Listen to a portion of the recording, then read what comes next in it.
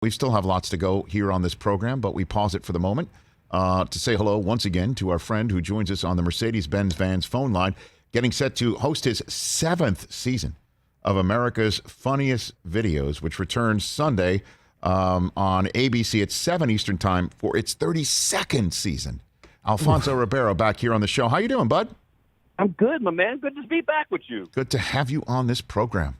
Good to have you on. It's always wonderful. How's the golf game? How's the golf game? Outstanding, right? It was golf good. I actually, about a couple weeks ago, I shot my career low at Lakeside, which is I shot 65, which was quite amazing. But, yesterday, I had to work and couldn't play for like 2 weeks, so then I went out and shot 75 yesterday. So it was... Dude, I mean, imagine being mad about 75.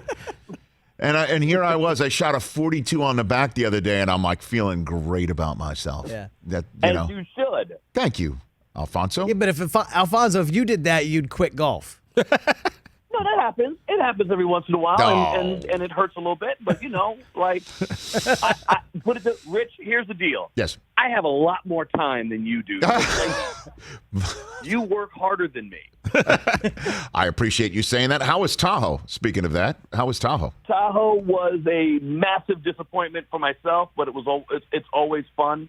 Now you walk into hold on a second. You walk into Tahoe thinking you can win it, right, Alfonso? I won't say that I think I could win it, but I definitely feel like I have a top 5 in me.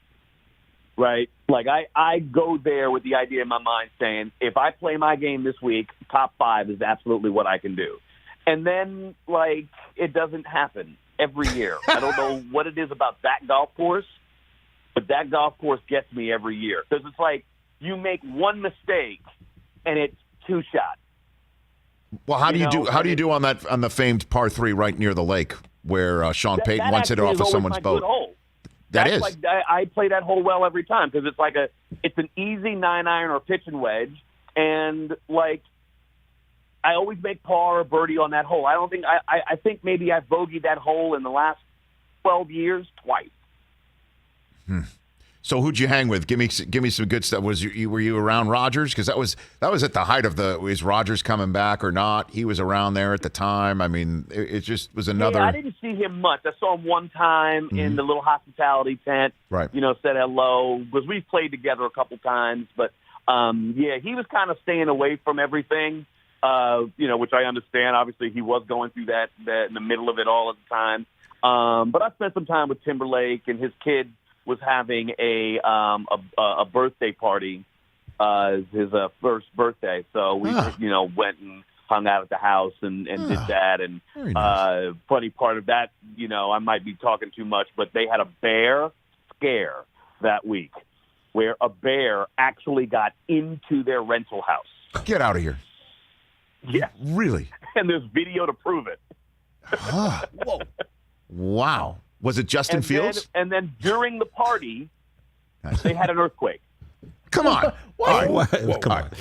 Bear in the house. During the party, if you look it up, you'll see that Tahoe, that they had an earthquake on the Friday. It was either Thursday or Friday. Middle of the afternoon, there was a big earthquake, like a 4.5 or something like that. And we were all in the house, and it was one of those great moments where everybody goes, let's go, get out.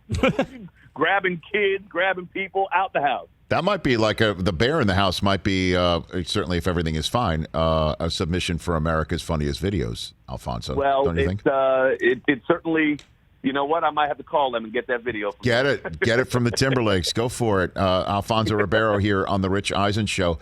And then we didn't discuss it this week pretty much because we have been in the Tom Brady returns to Foxborough wormhole quite a bit. Yeah. But we hardly even discussed on this show the Ryder Cup boat race that happened at Whistling Straits. That was unbelievable. I mean, the whole crew just came together and crushed it. That was unbelievable.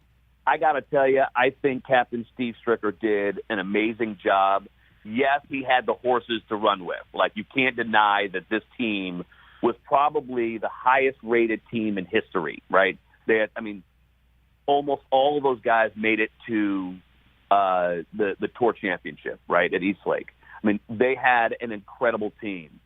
but there was also a lot of drama going in with the Brooks and Bryson deal, and which I think the media obviously went way too big on, made way too much of it, especially the golf media.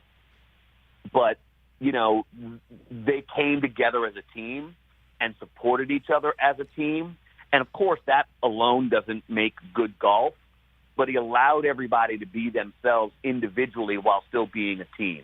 And I think that is the mark of a great leader. Like, I'm not going to tell you how to prepare. I'm going to let you prepare the way you need to prepare as long as you're prepared. And they seem to have, this, I'm assuming this is it. Obviously someone's going to play their way into the team in the future, but whoever is on this team, I think, should get a spot the next time.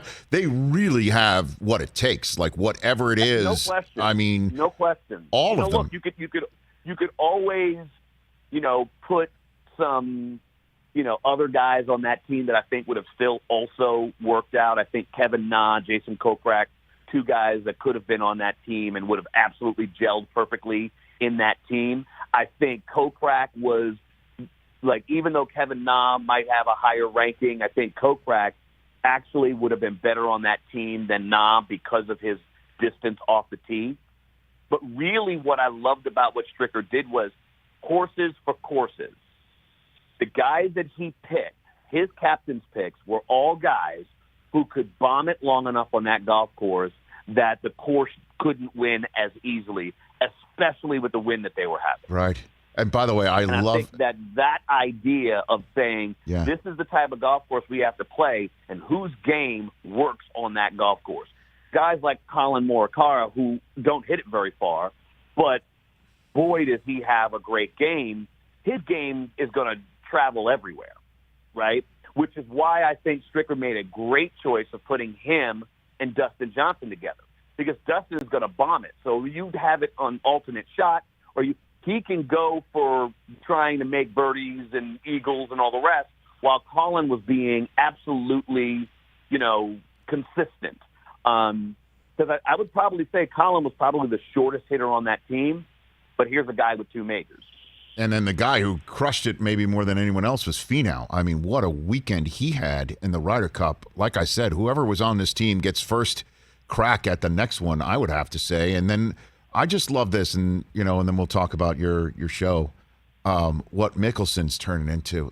I love him with that George Hamilton tan and the Biden sunglasses and the thumbs up stuff, and he's just out there living his best, the La Vida Loca for him. He's got that PGA championship. He's got them all in the case, right? Now, I just he's out there, part of the staff, him, and obviously, DL3 there, and Furyk, and Fred, and the whole it was just the whole thing was just great. But Phil has just got this aura about him now that I can't get enough of it.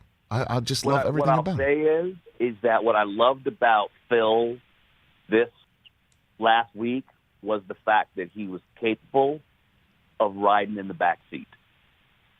Yeah. It wasn't the Phil show. Yeah. It was those guys, but Phil was there to help them in any way he could, which is typically not the case for Phil.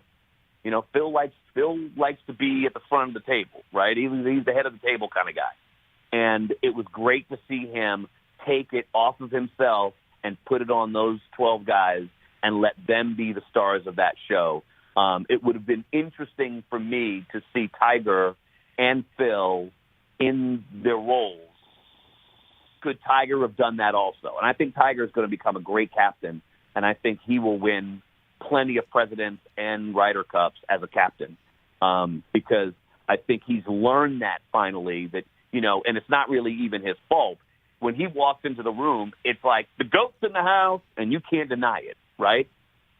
But he's learned to let these guys kind of stand up and be on their own pedestal while he's allowed to be, which is the mark of someone who's truly confident and someone who is truly great.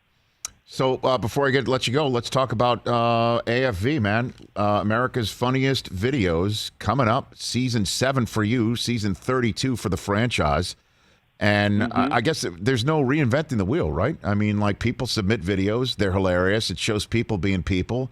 And then you just guide us through the whole process, unless there's something new. You go for it. What do you got? You know, there's always something a little new. Okay, great. But it's the same old thing. We're gonna show you funny videos that work for every generation, whether it's your grandparents or your grandkids, can sit there together on a Sunday night and watch some really funny videos. This year, we added a little segment that we're doing. Oh, great. It's called What Would Alfonso's Mom Say? And, you know, my mom's from Trinidad and Tobago, so she's got the whole accent. And I actually do her voice, right, over the videos. Okay. But we talk to my mom, we show her the videos, and, like, Mom, what would you say to this? Like, what do you see here that's wrong? And her, you know, she's very, very straightforward, and she'd be like, why would this man go on the roof? There's no reason for you to go on the roof. You pay somebody to go on the roof and fix your roof. Now you're going to go up the roof, you done fell on your bum. So, Yes. but, like, watching the videos with me doing her voice, and these are the things that she would say, and it's a funny little segment that obviously rings, you know, some laughter and a smile from me because I get to have a little bit of fun with my mom. So if my mom did it, it would be, what's the matter with this idiot? He's going to break his neck. Like, literally, that would Right.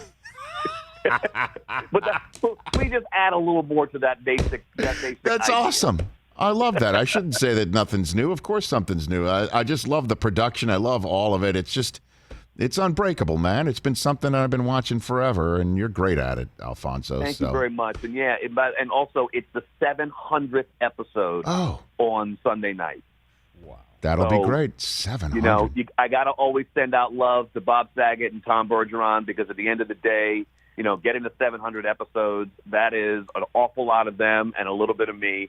And my goal is to continue going, you know, get 800, 900, and try to make it to 1,000. And I'm so fortunate and lucky to be able to do this show. And, you know, look, we love making people laugh. And if we can continue to do that, there's no reason why this can't keep going on. Alfonso, great chatting with you. I'll see you soon. Always fun, Rich. Thanks for the call. You take care of yourself.